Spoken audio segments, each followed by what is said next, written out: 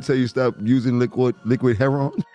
Yeah, no, they just was like, that wasn't what we came from. That wasn't what a nigga was on. A fiend. Because you're asleep behind the wheel?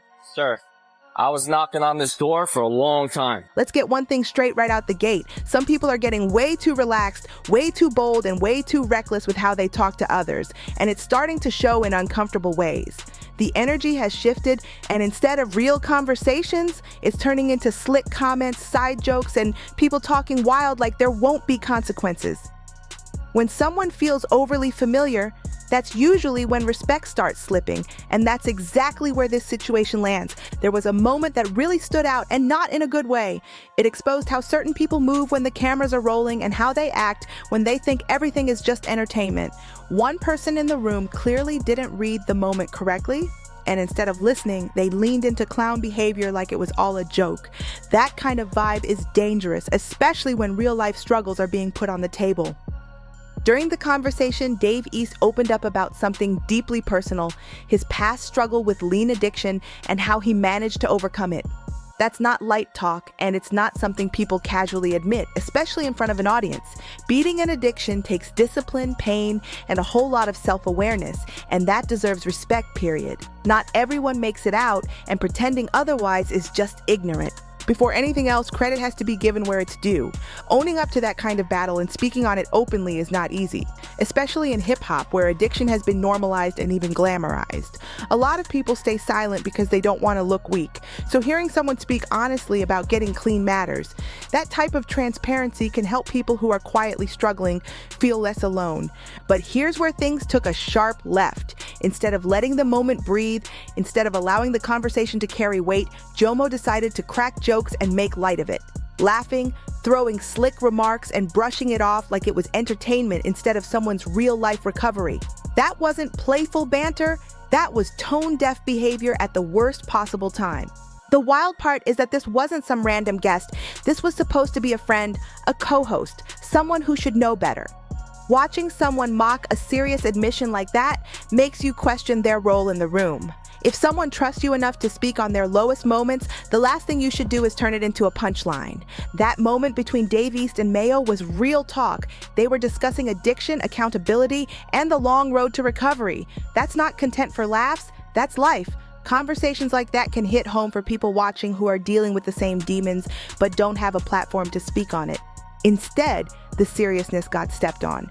Laughing at someone for overcoming addiction sends the wrong message, especially to younger viewers who already see substance use as normal because of music culture. Hip-hop has played a role in desensitizing people to the dangers of lean, making it sound harmless when it's anything but. That stuff isn't a joke, it's dangerous. When I was fucking with the lean, when I left that shit alone, every nigga that I was still cool with, that was still sipping, I need to cut that shit out. Oh, that's fine. Yeah. So I would never keep promoting it, like, you know what I'm saying? So did somebody tell you, yo, bro, you need to do better. You need to stop. You need to get off the drugs. A few homies wasn't being a drug addict. Did they tell wasn't for that.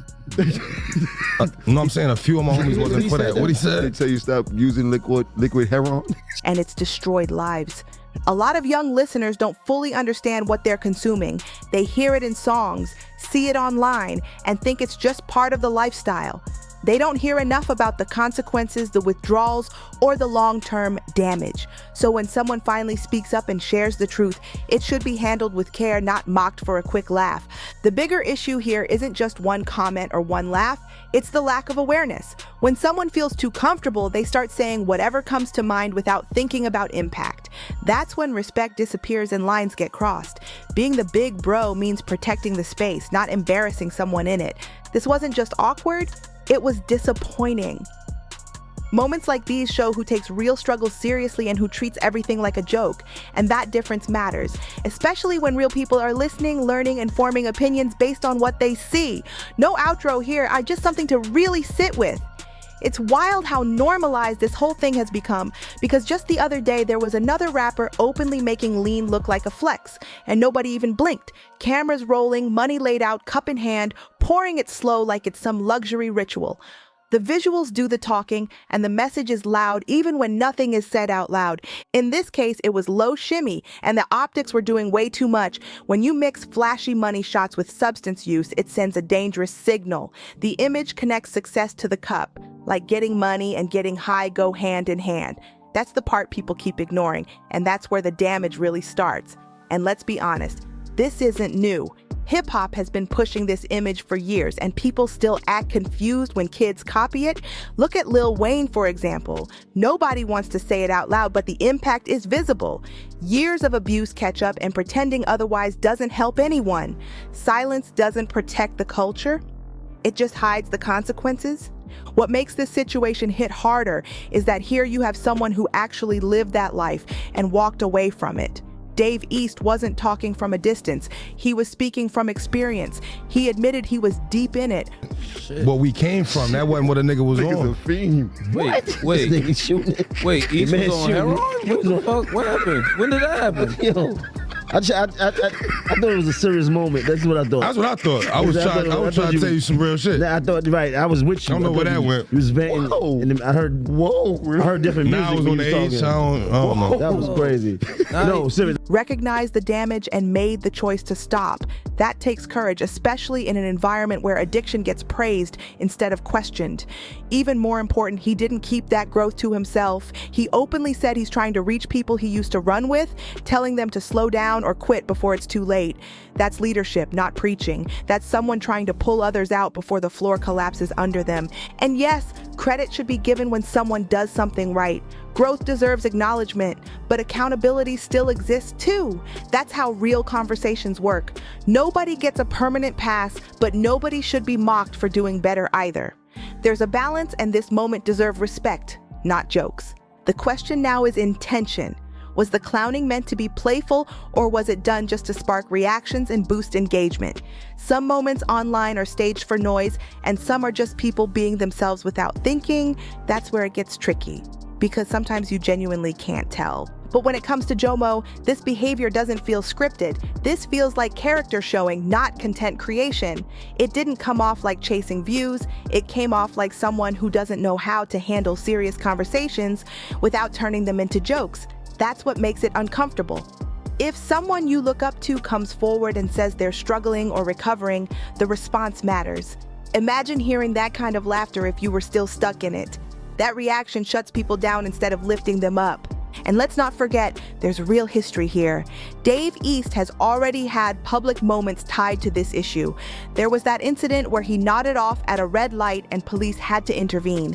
That wasn't entertainment, that was real life consequences playing out in public. In that moment, status didn't matter. No, that was crazy. I said liquid, like they call. But he wasn't on. Okay, he was on lean liquid heroin. Okay, got it. But it's the expensive heroin.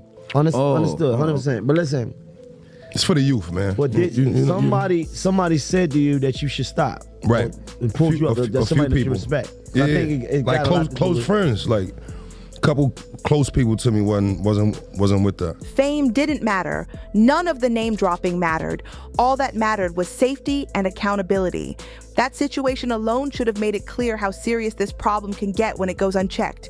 Which brings everything full circle. This could have been a moment for maturity, a moment to show growth, leadership, and awareness, a moment to let someone's honesty land without stepping on it.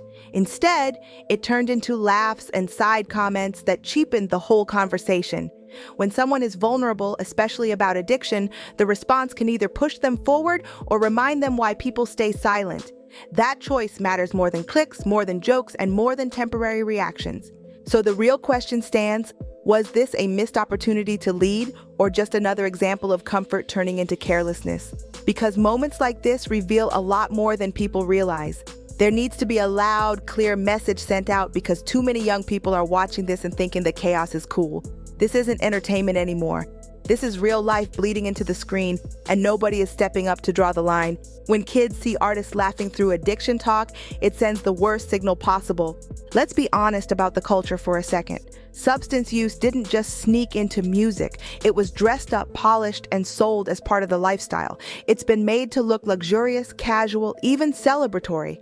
From joking about trying this or dabbling in that, the message has been that everything goes as long as the money's flowing. That mindset didn't come from nowhere, and now we're watching the fallout in real time. That's why this situation matters so much. When someone is positioned as the big bro, the OG, the one with experience, there's a responsibility attached to that title. You don't get to wear it only when it benefits you. Being the big bro means guiding people when it's uncomfortable, not clowning them when they're vulnerable. And that's where the criticism hits hard. If someone felt bold enough to joke about Dave East opening up about addiction, it raises an even bigger question. What kind of energy was shown toward others who struggled even more publicly? Take Joel Santana, for example. His battle was visible, heavy, and impossible to ignore. Was that same smoke kept? Was he mocked too? Or was there suddenly empathy behind closed doors? That's what people want to know. Because if the tone changes depending on who's in the room, then that big bro label starts looking real shaky. Let's keep it real. Addiction leaves marks. Some people lose their health, their focus, their drive, and sometimes even their physical appearance. What's your name, sir? David what? David Brewster? Sounds good. Can you do me a favor and step out for me, okay? I'll call. Yes, sir. Because you're asleep behind the wheel? Sir, I was knocking on this door for a long time. Oh, the music was playing. Huh? I know you did, I know, but you were sleeping. Don't be reached. You don't need to be reached. Everyone's journey looks different, and comparing pain doesn't make anyone tougher. But using someone's recovery as a punchline is wild behavior, especially coming from someone chasing OG status. A real mentor pulls someone aside and speaks truth. A real leader says, "This isn't a good look and you can do better." They don't wait for cameras to roll so they can turn someone's struggle into content. That's not guidance. That's clout chasing disguised as humor. That's the part that doesn't sit right. The energy doesn't come off mature, experienced, or grounded. It comes off impulsive, careless, and immature, not in how someone dresses or jokes around, but in how they respond when the moment actually matters. This was one of those moments. The room slowed down, the topic turned serious, and the opportunity was right there. This could have been a wake-up call for viewers who still think addiction is harmless. It could have been a moment of growth, reflection, and accountability. Instead, it got brushed aside for laughs. And that's disappointing because the show itself is entertaining. Nobody's denying that. The back and forth, the energy, the debates, it all works. But entertainment doesn't mean every moment should be treated like a joke. Some conversations deserve respect and intention. Being loud doesn't equal being real. Talking tough doesn't equal being wise. And wearing the OG title doesn't make it true if the actions don't line up. Leadership shows up in how you handle serious situations, not how quick you are with a joke. That moment could have cleaned up more than just the conversation. It could have reframed past behavior, corrected old narratives, and set a better tone moving forward. Instead, it showed a missed opportunity. And those are the moments people remember. This wasn't about canceling anyone or dragging names. This was about recognizing when someone had the chance to step up and didn't. And in a culture already drowning in mixed messages, those missed chances hit harder than people realize. No wrap-up needed. The message is already loud enough. This was the exact moment where everything could have shifted. And that's what makes it so frustrating. Right there, live and in real time, the message could have changed from jokes to guidance, from laughs to leadership. It didn't need to be perfect. It just needed to be real. He could have easily said, "Yeah, we joke a lot on this show, we laugh, we talk wild sometimes, but let me slow this down for a second." That's all it would have taken.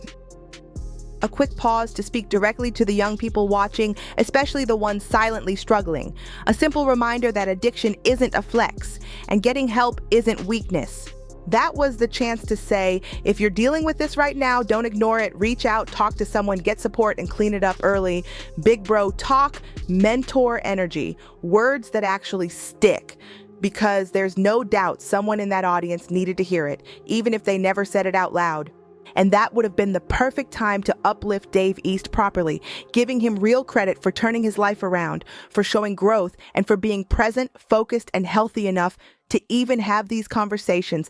That's not small, that's major. Celebrating progress doesn't take anything away from anyone else. Instead, the moment got tossed away again. Jokes came first, seriousness came last, and the opportunity slipped through the cracks. Making fun of someone for opening up isn't entertainment, it's avoidance, especially when the topic hits close to home. What makes this harder to watch is the history. This isn't a distant issue. Addiction already touched people in that same same circle, and the damage was visible. Watching Joel Santana struggle publicly wasn't a rumor. It was real life. Losing momentum, losing consistency, losing that spark that once had everyone paying attention. When addiction takes hold, it doesn't just steal health, it steals time, focus, and legacy. Careers slow down, creativity fades, and opportunities disappear. That's not gossip, that's reality.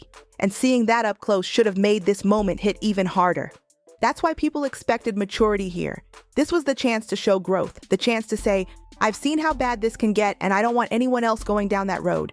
That's real OG energy. That's how you protect the next generation. This could have been the moment where people said, okay, that's the evolved version, the version that learned from mistakes, watched the fallout, and decided to move differently.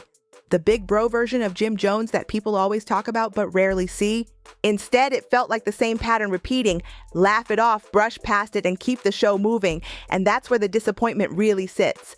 Growth isn't about age, it's about response. How you handle serious situations says way more than how entertaining you are. And let's be clear, nobody's saying the show has to turn into a lecture. That's not the point. But when a real-life issue lands right in front of you, ignoring it sends a message too. Silence and jokes still communicate something, whether intended or not.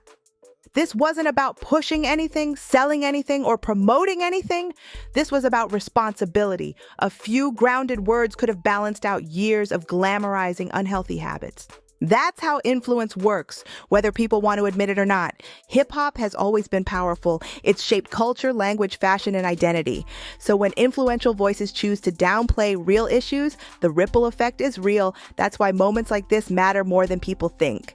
The big question now is simple.